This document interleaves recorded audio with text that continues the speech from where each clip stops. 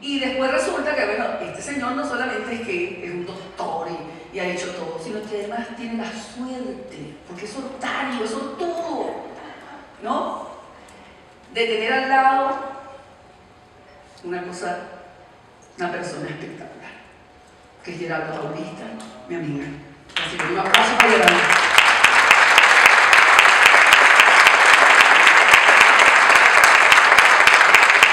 Y quiero decirle que el que Marcial esté aquí es por ella. Es por ella.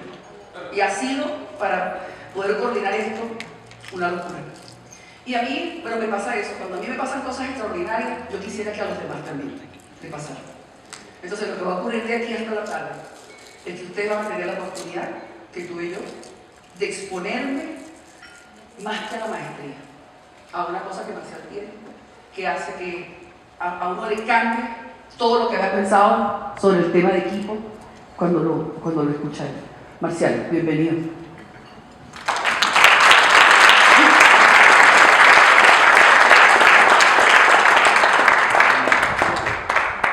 Bien, me han dicho que muchos de ustedes no saben de lo que yo voy a hablar, lo cual es muy bueno, ¿no? Partir de cero.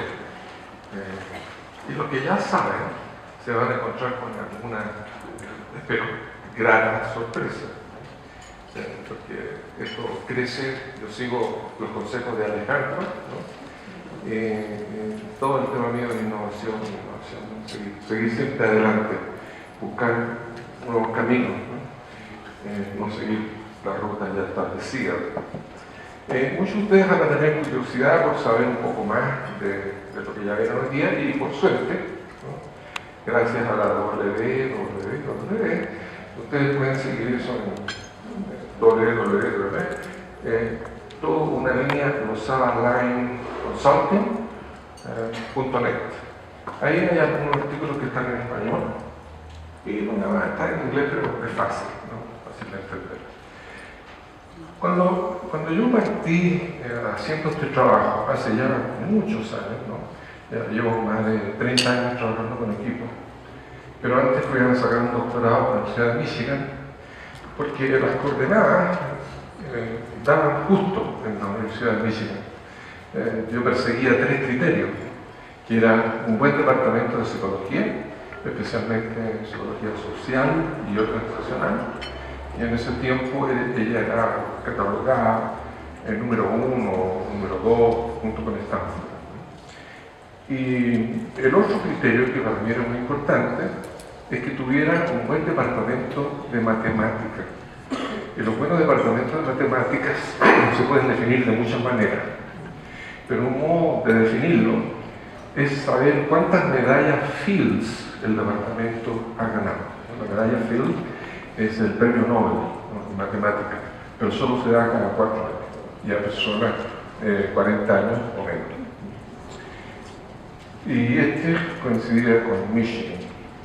Y el tercero era alta tecnología. Y cuando yo me fui allá, alta tecnología era un computador IBM en el cual había que meter tarjetas perforadas, ¿no? Algunos de ustedes se ve que se acuerdan de que lamentablemente, sí. Y entonces tenía que haber un gran centro de computación con acceso de los estudiantes. Y yo había leído en la enciclopedia británica que se estaban haciendo grandes avances en cómo uno miraba los datos. Y siempre fui una persona muy interesada por los datos. Para mí el criterio último, ¿no?, aparte de otro, no es el único, pero sí uno de los últimos, es si hay datos o no hay datos detrás de algo. Sobre todo cuando hay disputas entre distintas concepciones, finalmente se resuelve empíricamente. Bueno, ¿qué dicen los datos? Y Michigan tenía eso también, que era muy orientado a metodología, los datos, etc. Y había leído en la enciclopedia británica que ya existían unos anteojos que uno se ponía, que se conectaban al computador, al centro, al terminal del centro de computación, y uno podía ver con estos anteojos los datos en 3 dimensiones. Y no solo podía verlos en 3 dimensiones, sino que uno podía caminar entre ellos. observando, ¿no? de distintas perspectivas. Así que yo me fui con esas expectativas a Michigan. Este era el año 73, imagínense. Y entonces lo primero que hice fue preguntar dónde había un terminal de computación. Me dijeron, aquí justo al lado de tu oficina, que es la sala al lado. Y voy allá y veo esta cosa que parecía una máquina de escribir. Se llamaba Teletypewriter. Y eran máquinas de escribir. No tenía ni pantalla. Entonces empecé a mirar por todos lados y un compañero me vio y me preguntó, ¿qué estás buscando? Y yo digo, los anteojos. Y él me dice, ¿qué anteojos? Para mirar los datos. Y él dice, hombre, esto no es una motocicleta, es un computador, no hay anteojos. Gran decepción. Pero al final, como ustedes van a ver, llegamos cerquita de los anteojos por los datos que ustedes van a ver hoy día. Yo partí haciéndome 4 preguntas después que me doctoré en Michigan, y estas preguntas me impulsaron a buscar las respuestas, ¿no? Porque eran preguntas muy vitales. La primera pregunta era, ¿por qué tan pocos equipos alcanzan el alto desempeño? Cuando nosotros vamos a cualquier organización, cualquier alta, lo que hacemos es, primero que todo, hacer un diagnóstico del equipo para saber cuáles son las dinámicas de interacción del equipo. Y los que diagnosticamos el diagnóstico inicial como de alto desempeño, hemos hecho esto ya en 19 países, el número es 0. Ninguno podemos catalogarlo de alto desempeño. Ahora, es cierto que si nos llaman a nosotros, no nos están llamando precisamente porque les está todo saliendo bien. Entonces, es lógico que esta muestra está un poquito sesgada. Estos son gente que necesitan ayuda, ¿no? Pero en todo caso, se estima, y esta suele ser una buena estimación porque es una ley universal que todos ustedes conocen, que es la ley de Pareto. Pero todos ustedes conocen el 80-20, que se usa para todo, ¿no? Pareto, que era un economista italiano, Alfredo Pareto, descubre esto dándose cuenta que el 80% de la tierra de Italia es poseído por el 20% de las personas. Y después de ahí empieza a mirar otras cosas. Él tenía unas arvejas en el jardín y se da cuenta que el 80% de la producción de las arvejas la producen el 20% de las plantas, ¿no? Y así uno empieza a encontrar este 80-20 por todos lados. Y resulta que en los equipos de alto desempeño, si ponemos todo lo bueno que ya existe en las organizaciones, se estima, este no es un dato muy fuerte de la estimación, de que lo que son de alto desempeño son 1 en 5, o sea, 80-20. Hay 4 que no son por 1 que es. O sea que hay mucho trabajo para todos ustedes que se interesan en este tema. Y hay un mercado enorme. El mercado de trabajar en equipos de alto desempeño se estima que es de más o menos de 30 billones de dólares. La segunda pregunta es cuáles son las variables críticas. Fíjense, la palabra clave ahí es crítica. No cualquier variable, y no un montón de variables. Porque en este tema, los que han leído sobre esto, habrán encontrado que hay libros que hablan de montones de variables. A veces 80 o 100 variables que definen, ¿no?, qué es lo que hace que un equipo sea de alto desempeño. Y estas variables son listas de cosas. 1, 2, 3, 4, 5, 6, no tienen mayor estructura entre ellas. Entonces, cuando decimos crítica, para mí críticas es que yo las puedo contar con los dedos de las manos. Porque si son más, ya no son críticas. No he dado con la clave del asunto. Pero vamos a ver que hay otros criterios para que sean críticas. Y la otra pregunta es, ¿por qué la mayoría de las metodologías usadas para desarrollar equipos de alto desempeño no producen resultados sustentables? Y ese es el gran problema que existe en las intervenciones en las organizaciones. La mayoría de las intervenciones, como todos ustedes saben muy bien, duran poco tiempo. Uno hace el trabajo, la gente se queda como ángel, pero al poco tiempo vuelven a la tierra rápidamente. No se queda ahí el cambio, no permanece.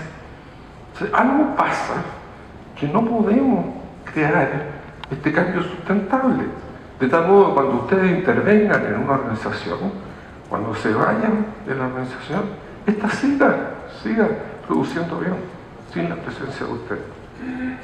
Yo encuentro que si uno no puede hacer esta oferta de que lo que uno hace va a producir resultados sustentables, a mí me parece que, no sé cómo decirlo de manera suave, ¿no? Pero me parece que no es muy ético, porque se gasta un montón de dinero que al final no sirve de mucho. Lo que ustedes hacen tiene que servir y tiene que quedarse con la persona, con el equipo, con la organización. Y obviamente la cuarta pregunta es: ¿qué metodología pueden llevar a los equipos al desempeño alto y sustentable? Entonces, esto es lo que vamos a perseguir en lo que sigue de esta charla. Pero junto con esta pregunta, es muy importante, muy decisivo, tomar en cuenta algo que dijo Albert Einstein, en el CALTEC, el California Institute of Technology. Y el título de la charla de Einstein era Ciencia y Felicidad. Imagínense a Einstein hablando de felicidad. Y lo que dijo Einstein fue lo siguiente: la preocupación por las personas debe ser siempre nuestro principal objetivo, de tal manera que las creaciones de nuestra mente sean una bendición y no un perjuicio para la humanidad. Nunca se olviden de esto cuando estén en el medio de sus diagramas y ecuaciones. Que a mí se me aplica muy bien, porque ustedes van a ver el trabajo con ecuaciones y me puedo quedar perdido en ellas, ¿no? Y si uno deja de ver a las personas, perdió todo. Pero siempre es fundamental esto. Bien, ¿qué entendemos por desempeño? Hay que definirlo muy de un comienzo. ¿Qué es desempeño? Primero, entendemos lo que casi todo el mundo entiende en el mundo de los negocios. Es la rentabilidad del equipo, cómo le va económicamente. Eso es un criterio especial que se aplica en todo el mundo. Segundo, la satisfacción de los clientes. Pero aquí tenemos que tomar en cuenta lo que muy bien dijo Alejandro, que la satisfacción de los clientes no es que el cliente esté satisfecho solamente, sino que esté sorprendido, que diga: wow, esto sí que no lo había visto nunca. Y el tercer asunto típico son las evaluaciones internas de 360 grados. Hasta ahí esto es historia antigua. Pero hay un cuarto criterio, que es el criterio dorado, sin el cual todo esto no vale mucho.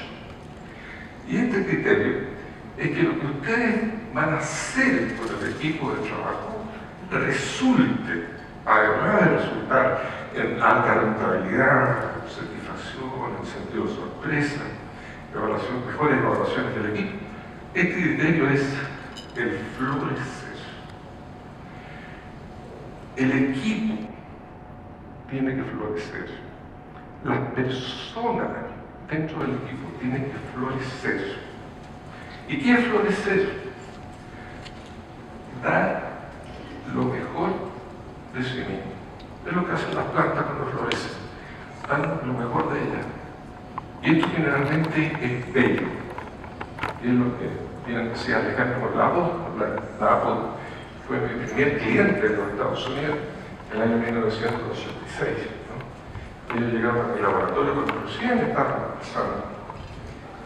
La gente de tecnología avanzada de la Apple, porque ellos querían encontrar un modo de colaborar entre ellos de tal manera que pudiesen producir productos creativos. Entonces, como decía Alejandro, además tiene que haber esta cosa del gusto, de la belleza detrás de la receta. Y todo esto es posible. Nosotros nunca hemos tenido un equipo, nunca, que no haya llegado al alto desempeño. Siempre es posible llegar. Y eso es por las leyes de la termodinámica, a la que se refería ella, ¿no? En realidad, a la que se refería era la segunda ley, que es la entropía, pero la primera ley es la conservación de la energía. ¿Y lo que nos garantiza esta ley? No dice que, ustedes se acuerdan del colegio, ¿verdad? La energía no se crea ni se destruye, solo se transforma. ¿Y se transforma de qué en qué? Básicamente se transforma de energía potencial a energía cinética. Entonces, ¿qué pasa? Desde el punto de vista de cuando yo me enfrento a un equipo por primera vez, la energía potencial del equipo en todo es tal que si la convierten en cinética, todo puede llegar al alto desempeño. O sea, la primera ley es una ley de optimismo. Nos dice, todo ser humano es tratable, todo vivo es mejorable, toda relación puede ser mejor. Cuando ustedes les digan de que un señor dentro del equipo tiene ya 50 años y a los 50 años la gente no cambia, ustedes saben que esa persona no sabe de lo que está hablando. Porque nosotros ya hemos tenido muchísimos, ¿verdad? De 50 años con muy mala cara, ¿verdad? Que da la impresión de que no hay caso, ¿no? Y terminan siendo mejor que San Francisco así.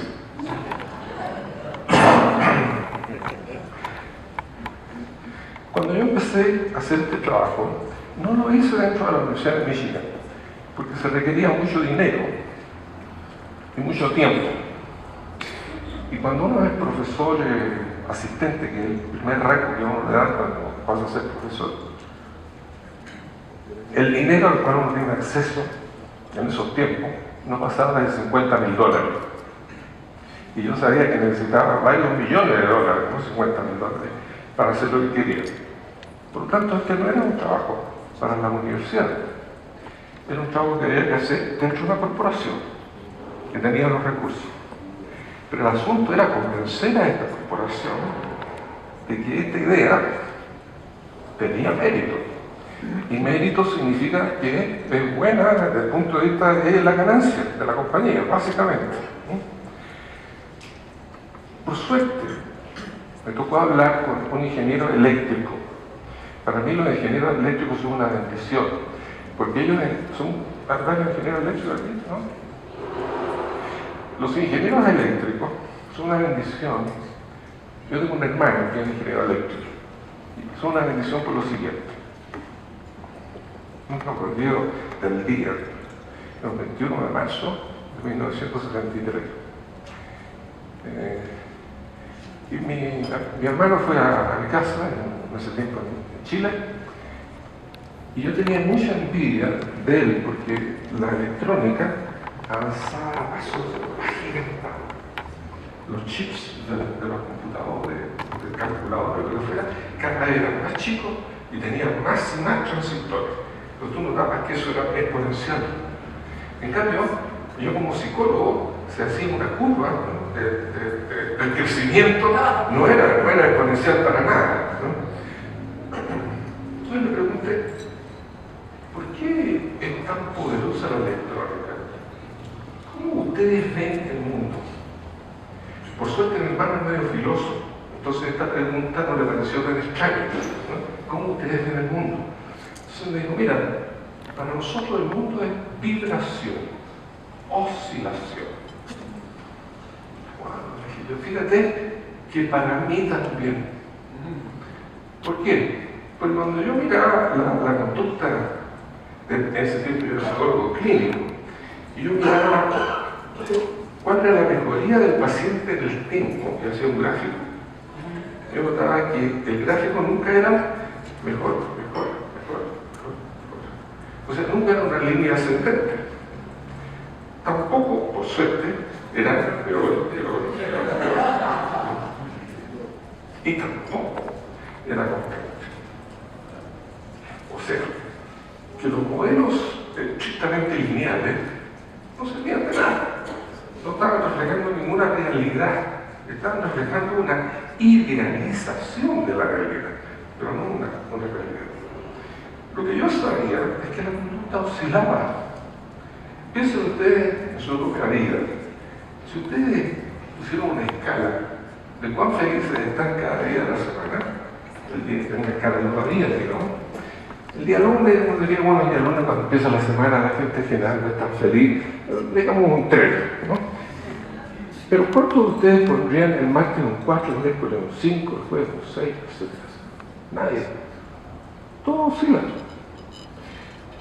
Toda conducta humana es oscilatoria. Gran revelación. Igual que los mercados de capital, igual que todo lo que se mueve en este mundo. Es oscilación, porque en el fondo oscilación es energía. Y el mundo no se mueve sin energía. Entonces, ¿cuál es la técnica que usan los ingenieros eléctricos para estudiar las oscilaciones?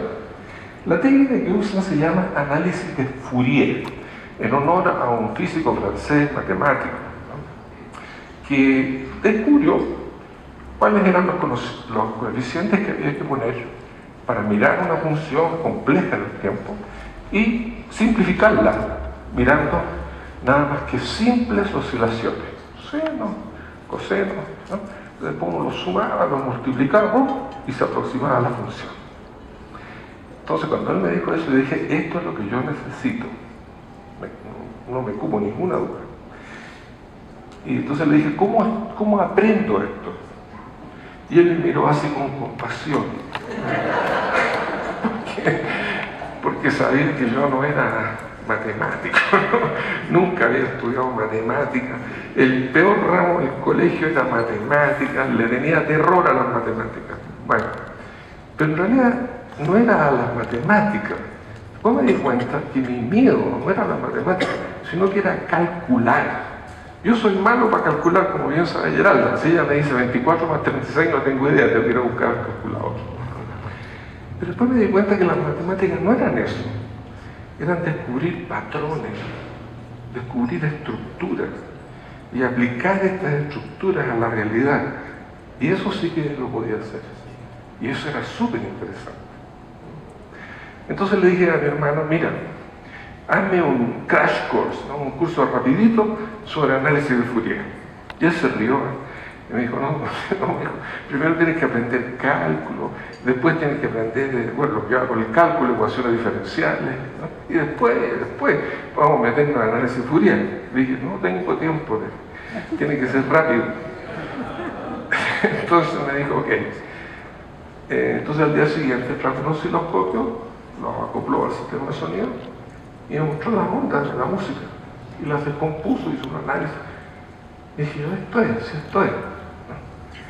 Entonces le dije, tú tienes que ayudarme a entender esto rápidamente. Y bueno, no quiero alargar la historia porque si no, no vamos a terminar nunca, pero es una historia que termina en que él, que fue a instalar la televisión en la isla de Pascua, en todos los lugares del mundo, un día llegó un submarino de los Estados Unidos y él es muy sociable, entonces fue a hablar con la gente del submarino y empezó a ver qué es lo que había en el submarino. Y el submarinista le dijo, bueno, hay muchas cosas, pero una cosa interesante en esos tiempos es que tenemos una máquina que se llama Fourier Analyzer, un analizador de Fourier, que la usamos para tomar las señales del sonar y ver qué es lo que está allá afuera. Tú sabes bien, porque me contaba que era experto en sonido. Bueno, ¿y qué pasó? Que la Hewlett Packard había escrito un manual para gente ignorante como yo de cómo entender el análisis de Fourier en poco rato, porque tenía muy buenos gráficos y yo soy muy visual. Entonces él me mandó, imagínense, en esos tiempos no había email ni nada, me mandó por correo ordinario desde la isla de Pascua a los Estados Unidos un manual de la Hewlett Packard, ¿no?, con esta explicación del análisis de Fourier. Y la verdad es que con esta explicación logré entender tan bien la esencia del asunto que al final el gobierno de los Estados Unidos me dio la ciudadanía, ¿no?, porque inventé un nuevo modo de hacer el análisis de Fourier. Eso les demuestra a ustedes que no hay que tenerle miedo a nada. Todo es posible. El mundo se las arregla para que las cosas pasen si uno está abierto. Claro, si uno, porque ¿qué te cierra? El miedo. El miedo, no, yo no puedo, no soy capaz. Ahí no funciona. Pero si uno pudiera trascender la emoción del miedo y conectarnos con emociones expansivas, como vamos a ver, las cosas cambian radicalmente y empiezan a suceder milagros. Lo que llamamos milagros, ¿no? Pero tiene una explicación. Bueno, entonces logré convencer a este señor después de que, porque me dijo que vas a hacer con los datos, le dije vas a hacer análisis de Fourier. Y como él era ingeniero eléctrico, si tú le dices voy a hacer análisis de Fourier, las pupilas se dilatan. Tú lo ves literalmente, ¿ves? Como las pupilas se dilatan porque has dado justo en el clavo, ¿no? Eso es lo que hay que hacer. Entonces vino el tema plata, me dijo, bueno, ¿cuánto va a costar? Y yo le dije, mira, no sé, porque en primer lugar no es cuestión de un año, van a ser varios años, porque vamos a tener que entender cuáles son las variables críticas, vamos a tener que analizar muchísimos equipos que van a pasar por este laboratorio, y ahí vamos a descubrir cuáles son las variables críticas. Bueno, me dijo, pero dale al grosso modo, números redondos. Entonces le dije, mira, 10 años, 20 millones de dólares. La respuesta es, ¿cuándo empezamos? Ahí, ¿por qué? Porque tenía un presupuesto grandísimo, de cerca de 5 millones de dólares, entonces no, 20 millones no era mucha plata. Y además, pasaba lo siguiente, que esta compañía era una compañía que se dedicaba a outsourcing de informática, Electronic Data Systems, que ahora es subsidiaria de la Hewlett Packard. Entonces, ¿qué pasa? Ellos buscan contratos enormes de varios millones de dólares, no menos de 800 millones, menos de 800 no les interesa mucho. Y ojalá en el área de los billones, cerca del billón de dólares, en el sistema americano de billones, ¿no? Bueno, y estaba en ese momento en juego un contrato con la Marina de los Estados Unidos por 740 millones de dólares. Y entonces yo le dije, mira, desde el punto de vista de los talentos, porque eso es algo que mucha gente piensa que el gran diferenciador son los talentos, en teoría, pero en la práctica, ¿qué es lo que sucede? Que las grandes organizaciones tienen el dinero y el know-how para contratar a los mejores valores. Entonces resulta que Computer Associates, ¿verdad? IBM, que es la competencia, y Hewlett Packard, en este caso Electronic Data Systems, todos tienen talento. Y este es un tema muy, muy importante, porque el trabajo de usted como coach va a consistir en gran medida en que estos talentos ciertamente no se restan, porque eso es lo que pasa muchas veces, se restan cuando tú los pones juntos. Pero tampoco el objetivo nuestro es que se sumen, no basta con que se sumen, porque es un sistema no lineal, y como es no lineal, no es la mera suma de las partes. Entonces, ¿qué es lo que estamos buscando? Estamos buscando literalmente la multiplicación de los talentos. Si no hay multiplicación de los talentos por sí no es suficiente.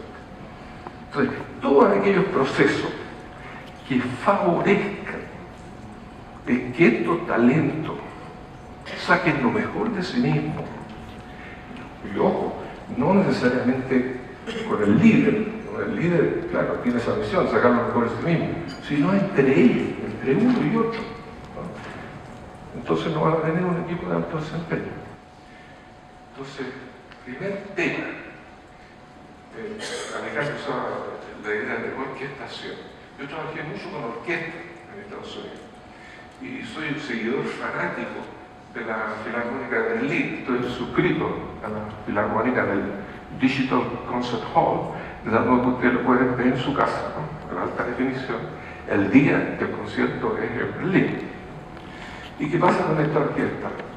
Tienen un conductor que es británico y se llama, la reina de un título honorífico, se llama Sir Simon Rattle. ¿Y qué hace Sir Simon Rattle? ¿Y por qué lo eligieron director? Porque la orquesta vota para elegir el conductor. no es impuesto por el cuerpo directivo. Lo que tiene es quizás un ranking que no tienen los constructores, porque fíjense, casi todos los grandes constructores son extraordinariamente talentosos. Por lo tanto, el talento no es la diferencia. Entonces, ¿qué es lo que tiene Rattle que no tienen los otros, o pocos de los otros? Tiene una increíble capacidad para dar feedback positivo de manera no verbal. La mayoría de nosotros, el feedback o la retroalimentación positiva, a lo más llega a esto: qué bueno, muy bien. En Brasil, esto, arriba. Cuando llegué a Brasil nos pasó algo muy divertido. Me saludaron, ¿no? Tú, no. Como era un tono de pregunta, yo pensé que exigía una respuesta. Entonces dije, no, todo no está tan bien, algunas cosas están más o menos. No, no. Tout bon se contesta tout bon. Eso es que no hay complicación.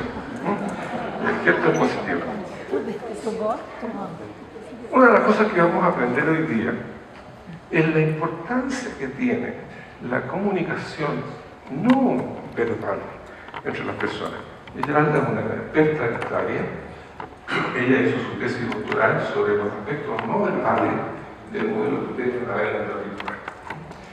Bueno, entonces, este centro lo llamamos Center for Advanced Research on Teaming. Esto es feedback positivo, el feedback positivo también tiene un límite. Bueno, entonces, lo llamamos CIFAR. Queríamos soñar, queríamos llevar esto nuevo territorio, nunca visto. Abrimos un laboratorio en Ann Arbor, donde estábamos en Michigan, por las razones por las que yo fui a Michigan, porque había buen departamento de psicología, buenas matemáticas, buena computación, que era todo lo que necesitaba.